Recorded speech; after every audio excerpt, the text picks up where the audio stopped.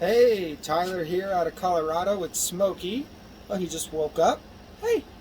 Want to show you a little bit about how to attach your blades. I got this clipper in. It needs some service. Blade drive's bad. And I thought the hinge would be bad, but the hinge is pretty good. A little bit of play, not too much.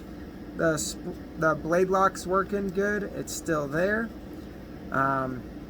But they're saying the blades aren't staying on. So the way you want to you turn on the clipper so it's running, and then you attach the blade and push it on. Right there, it's not on. You can see, just snug it on.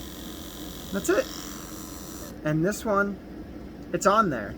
So might just be some bent sockets on some of her blades, not wanting to keep it on, but as for the clipper goes, it's good. So make sure that's how you're attaching your blades and pushing them on till you hear that little click, and that's the blade lock locking around the socket, and then you're good to go. I hope this helps someone, and have a great day.